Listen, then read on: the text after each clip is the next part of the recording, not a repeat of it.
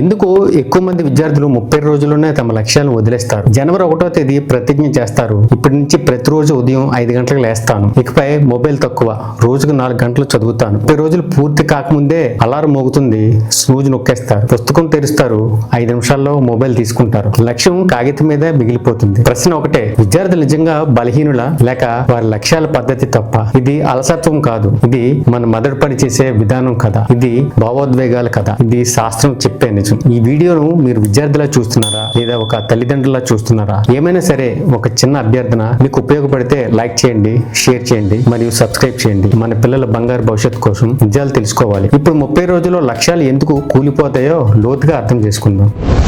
Point number 1, ఉత్సాహం తగ్గిపోవడం, dopamine మోసం. మొదటి రోజే ఉత్సాహం పీక్ లో ఉంటుంది. కొత్త నోట్బుక్ కొనుగోలు చేస్తారు, కొత్త ప్లాన్ తయారు చేస్తారు, సోషల్ మీడియాలో కూడా ప్రకటిస్తారు. ఆ క్షణంలో మెదడులో డోపమైన్ అనే రసాయనం ఎక్కువ విడుదల అవుతుంది. అదే ఉత్సాహం, అదే ఆనందం. కానీ సమస్య ఏంటంటే మన మెదడు కొత్త మీద ఎక్కువగా స్పందిస్తుంది. కొత్త ప్లాన్ కొత్తగా అనిపిస్తుంది, కానీ 4 రోజులు గడిచాక అది సాధారణంగా మారుతుంది. డోపమైన్ తగ్గుతుంది, పని భారంగా అనిపిస్తుంది. అప్పుడు విద్యార్థి ఒక తప్పు చేస్తాడు, నాకు మోటివేషన్ లేదు అని అనుకుంటాడు.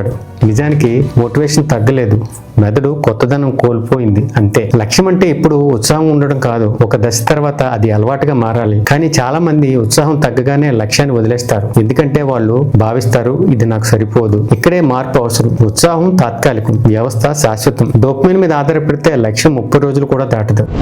పాయింట్ నెంబర్ 2, అసాధ్యమైన పెద్ద లక్ష్యాలు. చాలా మంది విద్యార్థులు ఒకేసారి జీవితాన్ని మార్చాలనుకుంటారు. ఇక నుంచి రోజుకు 8 గంటలు చదువుతాను, 3 నెలల్లో ఫ్లూయెంట్ ఇంగ్లీష్ మాట్లాడతాను, మొబైల్ పూర్తిగా వదిలేస్తాను. ఇది లక్ష్యం కాదు. మన మెదడు ఒక్కసారిగా భారీ మార్పును ఇష్టపడదు, ఇది స్థిరత్వాన్ని కోరుకుంటుంది. ఒక విద్యార్థి ఇప్పటివరకు రోజుకు గంట కూడా చదవకపోతే ఒకసారిగా 8 గంటలు చదవడం అసాధ్యం. మొదటి వారం ప్రయత్నిస్తాడు, 2వ వారం అలసిపోతాడు, 3వ వారం విరమిస్తాడు. అప్పుడు అతను తాను బలహీనుడని భావిస్తాడు. నిజానికి అతను కాదు, అతని ప్రణాళిక తప్పు. చిన్న లక్ష్యాలు స్థిరంగా ఉంటాయి, చిన్న మెరుగుదల దీర్ఘకాలంలో పెద్ద ఫలితాలు ఇస్తాయి. కానీ మనకు త్వరగా ఫలితాలు కావాలి, అందుకే పెద్ద లక్ష్యాలు పెట్టుకుని 30 రోజుల్లో కూలిపోతాం.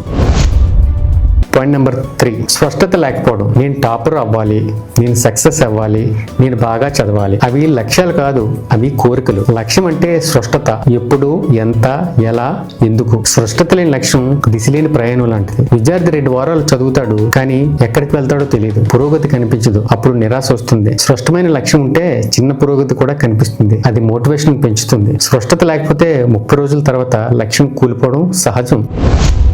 పాయింట్ నెంబర్ 4, పరిసరాల ప్రభావం. విద్యార్థి తన లక్ష్యాల్ని సీరియస్ గా తీసుకున్న చుట్టూ ఉన్న పరిసరాలు సహకరించిపోతే ప్రయాణం కష్టం. చదవాలని కూర్చుంటే పక్కనే టీవీ ఆన్, మొబైల్ నోటిఫికేషన్, స్నేహితులు కాల్స్, సోషల్ మీడియా ఆకర్షణ. మనిషి సంకల్ప శక్తి పరిమితమైనది, ప్రతిసారి మనసును కట్టడి చేయడం సాధ్యం కాదు. అందుకే పరిసరాలు మారాలి. సక్సెస్ సాధించే విద్యార్థులు తమ పరిసరాలను లక్ష్యాలకు అనుగుణంగా మార్చుకుంటారు. కానీ చాలా మంది విద్యార్థులు తమ పరిసరాలను అలాగే ఉంచి లక్ష్యాలను మాత్రమే మార్చాలని ప్రయత్నిస్తారు. అందుకే 30 రోజుల తర్వాత అలసిపోతారు. పాయింట్ నెంబర్ 5, తక్షణ ఫలితాల కోరిక, ఇన్స్టెంట్ రిజల్ట్. మన కాలం తక్షణ ఫలితాల కాలం. ఒక వీడియోలో విజయం కావాలి, ఒక నెలలో మార్పు కావాలి. కానీ నిజమైన మార్పు నెమ్మదిగా వస్తుంది. 30 రోజులు ఎక్కువగా అంతర్గత మార్పు మాత్రమే జరుగుతుంది, బయట ఫలితం కనిపించదు. ఫలితం కనిపించకపోతే విద్యార్థి భావిస్తాడు ఇది పనిచేయడం లేదు అని. లక్ష్యం ఇక్కడే ముగుస్తుంది. సహనం లేకపోతే లక్ష్యం నిలవదు. పాయింట్ నెంబర్ 6, విఫలమయ్యే భయం. కొంతమంది విద్యార్థులు మొదట తప్పు వచ్చినా వెంటనే వదిలేస్తారు. ఒకరోజు చదవకపోతే ఇప్పుడేం లాభం అని అనుకుంటారు. ఇది అంత లేదా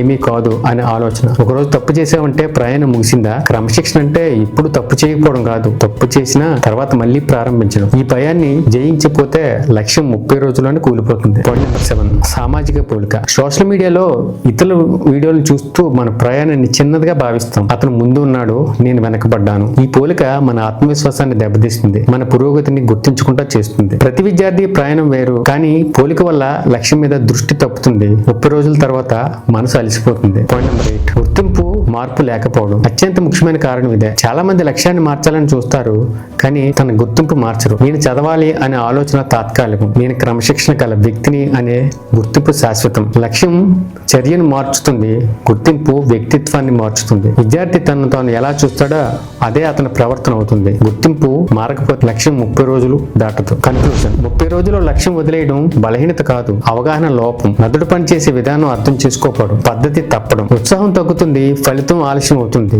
తప్పులు వస్తాయి, పరిసరాలు పరీక్షిస్తాయి. కానీ ఇవన్నీ ప్రయాణంలో భాగం. విజేత లక్ష్యాన్ని వదిలిపెట్టడు, పద్ధతిని సరిచేస్తాడు. ఈ వీడియో మీకు ఉపయోగపడితే లైక్ చేయండి, షేర్ చేయండి మరియు మీ అభిప్రాయాన్ని కామెంట్ రూపంలో తెలియజేయండి. మరిన్ని విద్యార్థి అభివృద్ధికి సంబంధించిన వీడియోస్ కోసం మన ఛానల్ సబ్స్క్రైబ్ చేసి బెల్ ఐకాన్ ప్రెస్ చేయండి. లక్ష్యాలు 30 రోజులు ముగిసే కథలు కావు, అవి జీవితం మార్చే ప్రయాణాలు. మళ్ళీ కలుద్దాం.